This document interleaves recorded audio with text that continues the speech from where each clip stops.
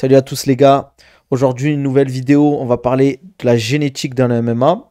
On va parler un peu de qu'est-ce qui est important, est-ce que ça a vraiment une grosse incidence, les différents types de génétique dans la performance, que ce soit les génétiques corporelles, entre guillemets, les génétiques physiologiques.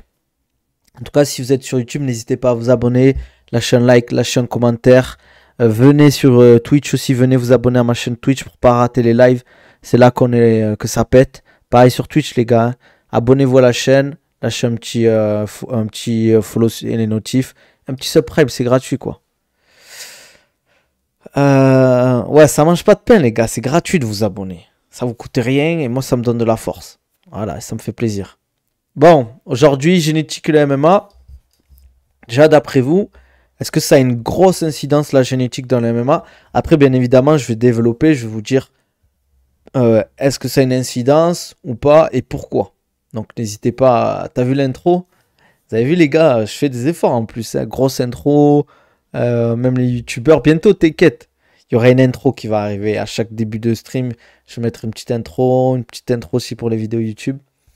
À MMA, c'est pas énorme, tu trouves? Eh bien, entre guillemets, je suis d'accord avec toi parce que c'est pas ça qui va faire forcément que tu vas être un grand combattant, la génétique. Bien évidemment, en fait, il y a plein de paramètres à prendre en compte, dont je vais quand même développer. Je pense que c'est important au niveau. La Kun 574. Je suis d'accord avec toi quand même. Ça reste important. Ça va quand même te donner une bonne base. Je vais vous donner un exemple tout simple. Vous allez juste avoir les mecs d'Afrique de l'Ouest, type Ngannou, Doumbé, Kamaru Usman. C'est des mecs qui sont très puissants, qui ont une musculature, des fibres, une génétique qui va les pousser entre guillemets vers le MMA parce que c'est des sports où la puissance, quand même, l'endurance de puissance est quasiment la qualité reine entre guillemets quoi. Je vous donne d'autres exemples. Regardez, par exemple, si vous avez remarqué, on a des athlètes qui ont un gros volume de travail mais qui sont pas forcément puissants. Par exemple, Max Holloway. L'inverse de Max Holloway, on va dire dans une catégorie quand même similaire, on va dire ça va être Conor McGregor, qui lui, par exemple, n'a pas un volume de frappe énorme, mais par exemple qui est très puissant. En fait, c'est juste que les deux ont un profil totalement différent. On a un mec qui a beaucoup de volume de travail, qui a envoyé beaucoup de coups, mais qui n'est pas puissant. Et on a tout l'inverse, un Conor McGregor qui tape fort, qui est puissant, rapide, mais qui n'a pas un gros volume d'entraînement. C'est normal. On ne peut pas avoir les deux, c'est pas possible. Ou si il y a les deux, entre guillemets, on n'aura pas l'extrême. On n'aura pas le mec qui est ultra puissant avec beaucoup de volume. C'est pas possible.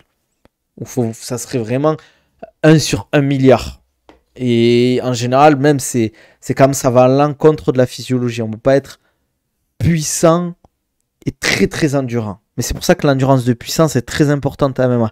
Parce que répéter un effort puissant durant un round, c'est ça qui va faire la différence. Je vous donne un autre exemple. Les phases d'assaut MMA durent entre...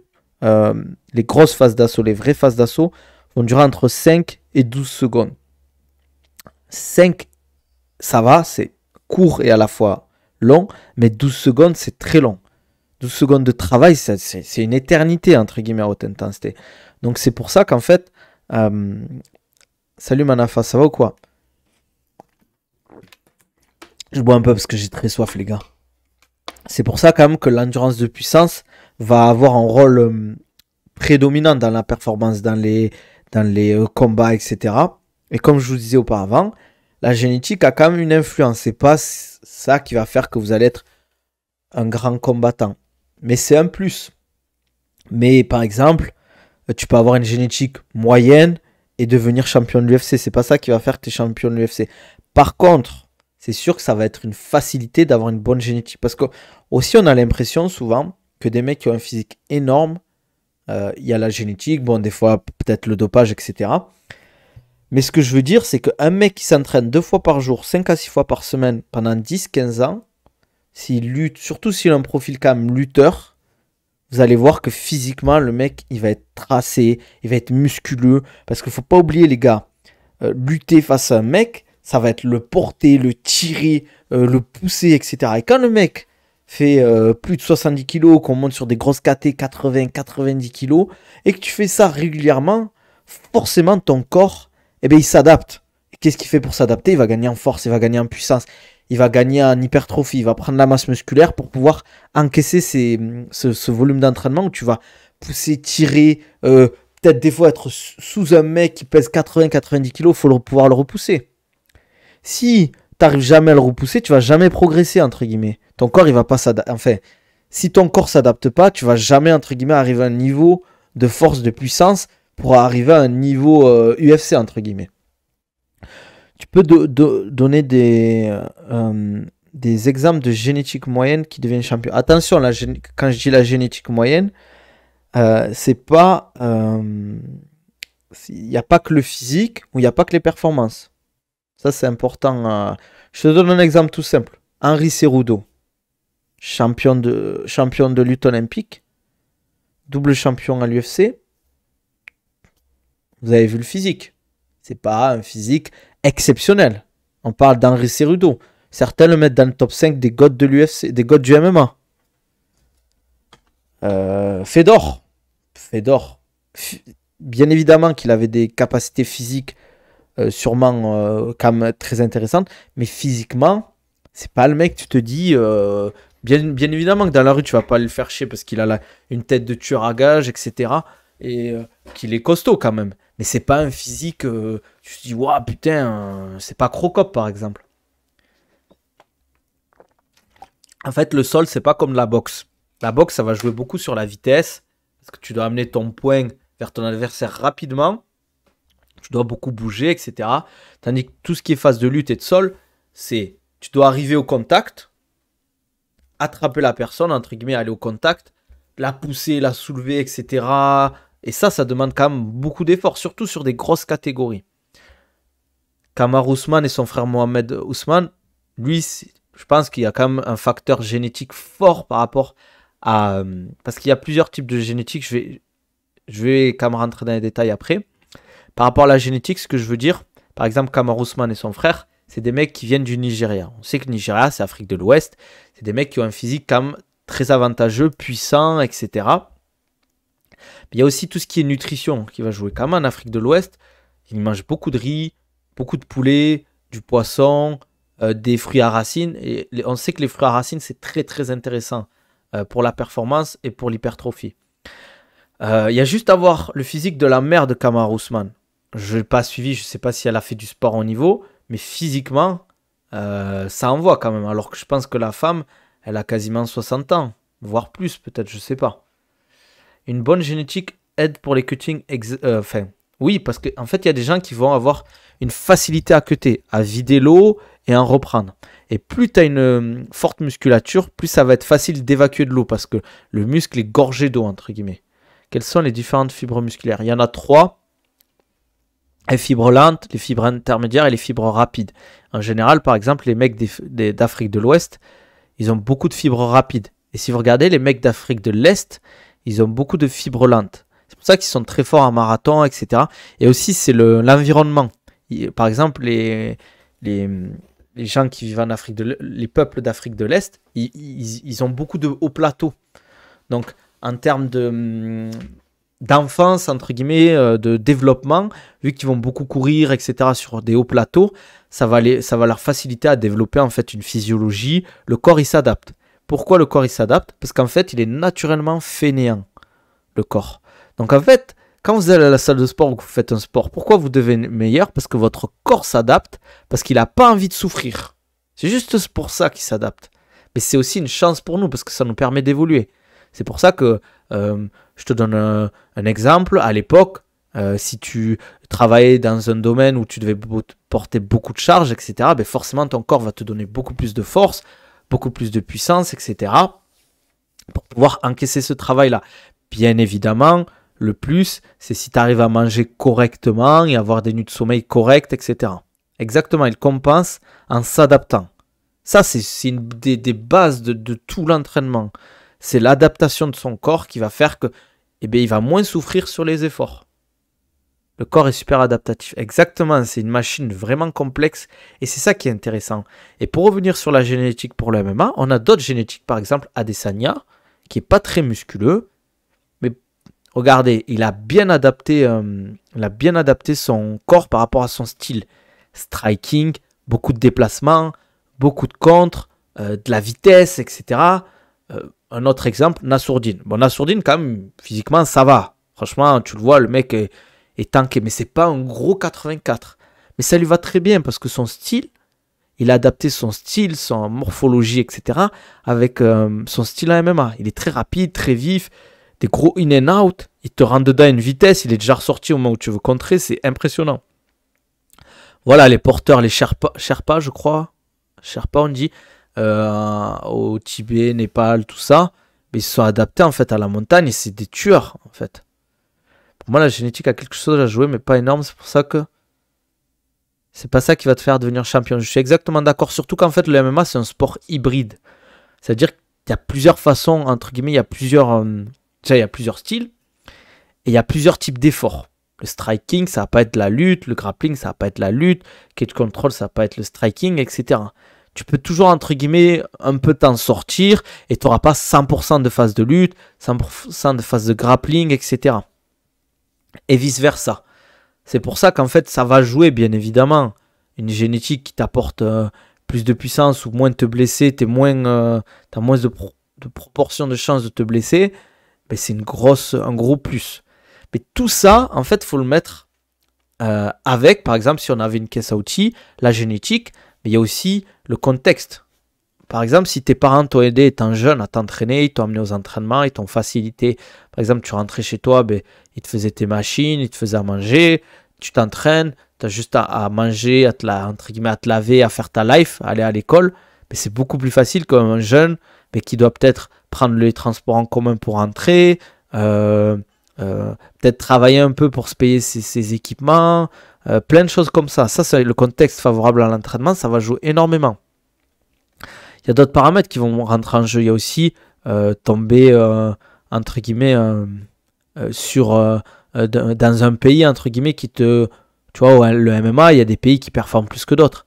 États-Unis, Brésil,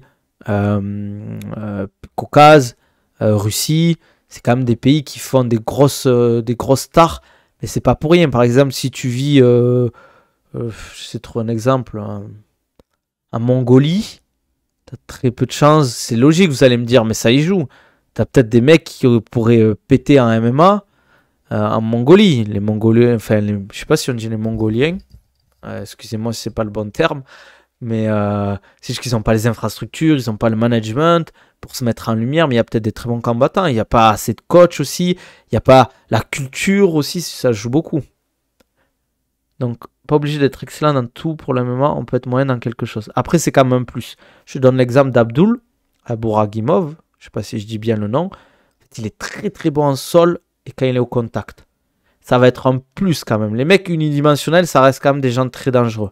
Après, plus le MMA évolue, plus c'est compliqué quand même, mais ça reste pour moi un élément qui peut être... si tu vous regardez les grands champions, ils ont, à part certains, comme John Jones, Georges Saint-Pierre, mais par exemple Adesanya, il a un striking élite plus. On va voir d'autres athlètes, par exemple... Bon, là, en ce moment, la mode, c'est quand même les strikers. Mais on avait Kamaru Usman qui avait une lutte exceptionnelle. Et puis, bien évidemment, petit à petit, il a augmenté aussi son anglaise, qui est devenue une très bonne anglaise. Il y a des personnes qui, pendant toute leur vie, se sont entraînées. Donc, des fois, on dit génétique, mais c'est juste que... Exactement. Les mecs, s'ils se sont entraînés, ils ont commencé à 8 ans ou 10 ans le MMA. C'est sûr que c'est un plus par rapport à un mec qui a commencé plus tard. Mais... si vous regardez, comme je le disais la dernière fois sur Twitter, les grands champions, ils ont quand même commencé assez tard le MMA. C'est pas forcément... Là, peut-être les nouvelles générations, il va falloir commencer tôt. Mais je trouve quand même que c'est un sport qui est très chronophage, assez dur. Mais je pense quand même, dans les années à venir, les décennies à venir, les gens qui seront très bons, c'est ceux qui auront commencé tôt. Mais c'est dur de tenir le coup, parce que ça reste des sports très durs. Ça reste des sports très durs. C'est assez ingrat, très chronophage, il faut beaucoup s'entraîner. Tu pourras pas être performant à MMA par peut-être une exception. Enfin, moi, personne m'a dit je suis devenu bon en m'entraînant 3-4 fois par semaine, quoi. Ouais, voilà, il faisait un sport qui les a aidés. Par exemple, Baki, c'est le judo. Après, il a toujours eu cette vision du combat aussi. Il y a aussi, quand je parle du génétique, bon, il y a le facteur X qui rentre en compte.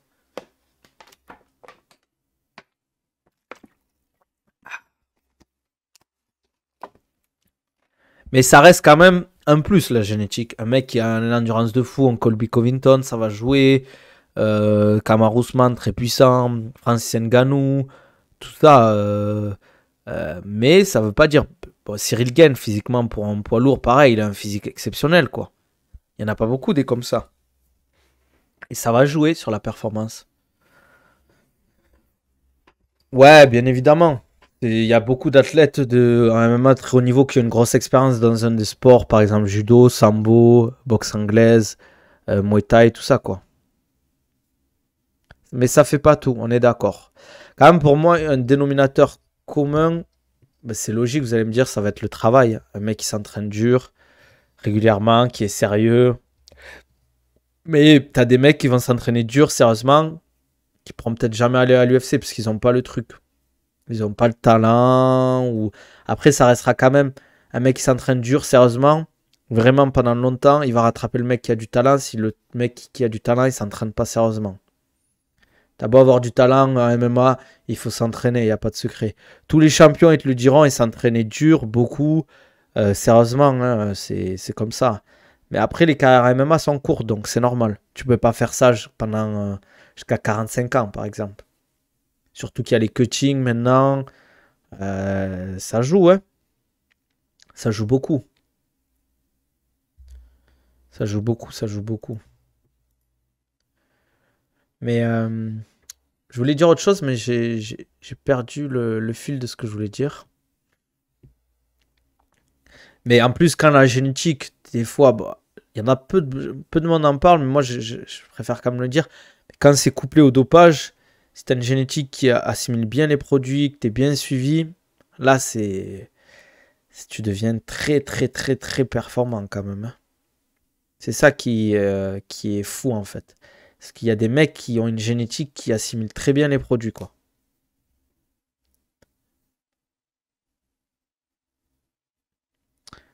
Donc voilà. Bon, je pense qu'on a fait le tour sur la génétique. Peut-être que si je reviendrai, mais des fois j'en reparlerai. N'hésitez pas les gars si vous avez des questions. On fait une petite stream aussi FAQ.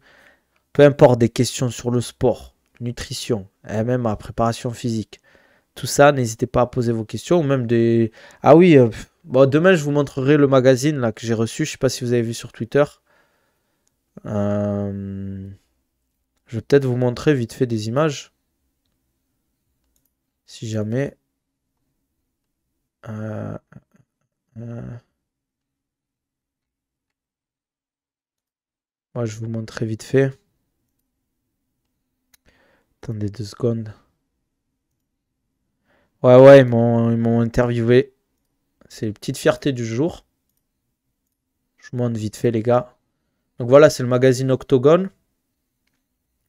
Donc c'est un petit magazine qui parle de MMA, etc. Franchement, c'est vraiment qualitatif, hein, les articles à l'intérieur, comment c'est foutu. Voilà, c'est une interview qu'ils ont fait. Donc ça fait toujours plaisir, hein. Ouais, interview de Baki, il y a plusieurs pages. Il y a des interviews de Morgan Charrière. Ça parle de l'AEF. Il y a plein d'articles qui sont vraiment bien. Franchement, c'est bien écrit. Ça donne envie de lire. C'est vraiment cool ce qu'ils ont fait, je trouve. Même le papier est vraiment qualitatif. Et puis tu peux directement, ils ont mis un QR code pour accéder au réseau des gens. Ça parle de plein de combattants. Axel Sola, Morgan, Baki, Manon Fiorot, euh, Virgil Hogan et d'autres. Franchement, le truc est vraiment top. Ah, vous avez une pub, les gars? Vous me dites quand c'est bon et je vous remontre. Je sais pas ce que vous avez raté.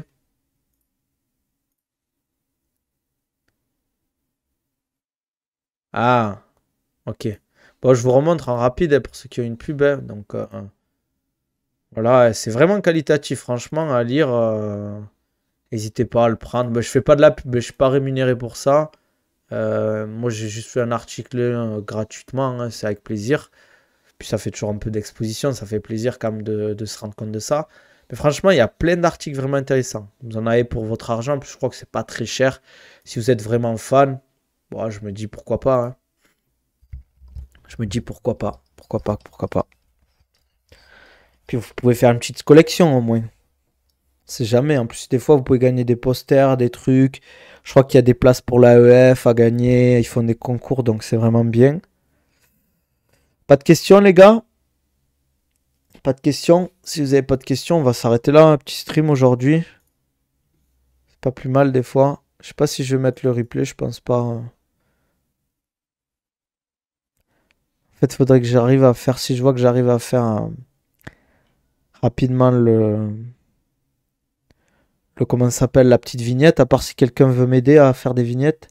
C'est fait par qui? Ben, c'est une bonne question. C'est sur Insta au menu du jour MMA, je crois. Box MMA. Au menu du jour, Box MMA. Ils sont plusieurs à bosser dessus, hein. Pardon. Ouais, désolé pour les pubs, les gars. N'hésitez pas à vous lâcher un petit subprime. Si vous avez Amazon Prime, c'est gratuit. Et vous aurez plus de pubs. Pareil sur YouTube, hein. Les gars, n'hésitez pas à vous abonner. Baki a quoi comme génétique? Baki, il a une génétique où il va être très puissant, très fort. Non, pas en tout cas, ça me dit rien, le podcast. Dis-moi si t'as un autre nom par rapport au podcast. Génétique Baki, très puissant, très fort, très explosif. Mais bien évidemment, tu peux pas être très fort, très puissant et explosif et avoir une endurance de malade mental. C'est pas. En tout cas, surtout, il est jeune. On travaille encore là-dessus. Ça prend du temps. Mais ce sera jamais quelqu'un de ultra endurant. Ce sera pas un Max Holloway ou un Colby Covington, Baïsangour. Ça, c'est sûr. Mais on essaie quand même de résorber un peu ce travail d'endurance et de répétition d'efforts, d'endurance musculaire, tout en augmentant toujours pareil ses points forts. C'est important de toujours développer les points forts, parce que son jeu est fait sur ça aussi quand même, hein. Dominant, tout ça. Donc voilà, après il a que 22 ans, il va quand même gagner aussi en gestion de l'effort, il va savoir mieux se gérer, il va avoir de l'expérience. Et 22 ans, t'as pas fini ta maturité musculaire, physique, tout ça. Donc il va encore progresser physiquement. Tu peux progresser jusqu'à 28-30 ans. Physiquement, je parle. Après, techniquement, tu peux encore progresser. Puis il y a l'expérience qui rentre en jeu, quoi. Ah, les exfiltrés. Non, c'est pas lui qui fait ça. Je crois pas, en tout cas. Ça, c'est Solution Office, je crois, qui gère les exfiltrés, non? Ah ouais, physiquement, les gars, en fait, c'est le pire, c'est que sur les photos et les vidéos, c'est pas aussi impressionnant qu'en vrai, en fait.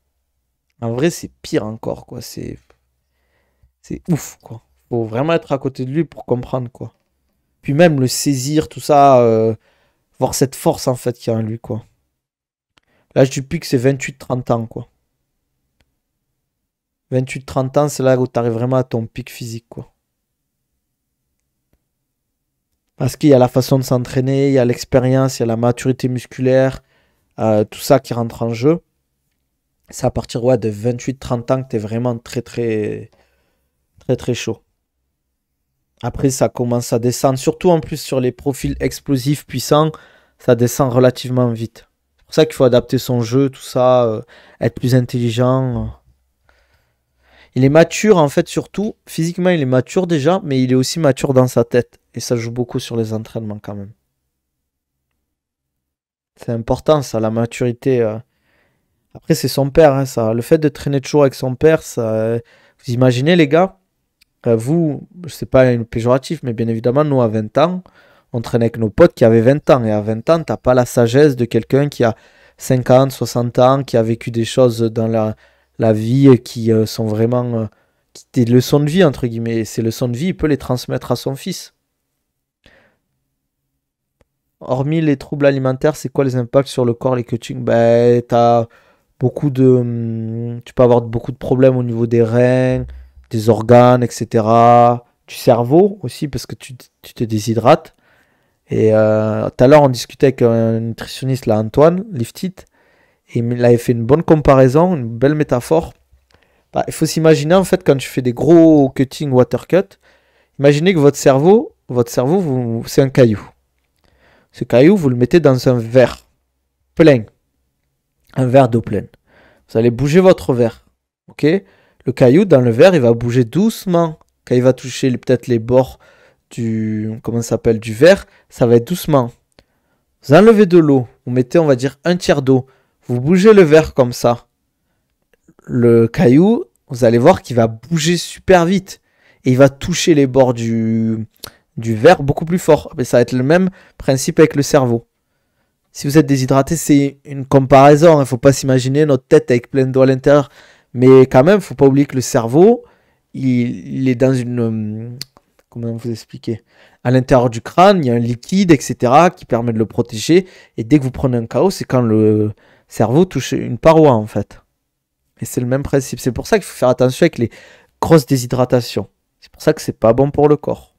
D'ailleurs, le cutting, même des petits cuttings, c'est pas anodin. Plus vous en faites, plus vous faites des cuttings forts, plus vous risquez de le payer. Après, il y a des génétiques qui pourront mieux l'encaisser, d'autres non. C'est pour ça que c'est un peu ingrat, mais le corps, il est pas... On n'est pas tous logés à la même enseigne. À la même enseigne. Il y a des gens qui gèrent mieux le cutting et d'autres non, quoi. Ah, il y a une annonce peut-être, il y a Ali Abdelaziz qui a dit que Henri Cerudo a accepté un combat contre Merab Dvalishvili en janvier. Donc ça va être un beau combat, les gars. Deux bons lutteurs, là, ça va s'envoyer sec. Hein.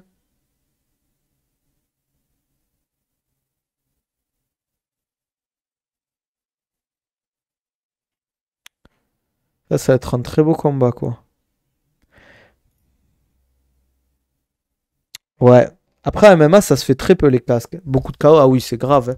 Déjà, quand tu prends KO, t'es pas censé combattre pendant 6 mois, comme quand tu te fais étrangler et que tu dors. Euh... Mais MMA, ça met très peu les casques, à part sur les grosses sparring appuyés, mais c'est rare.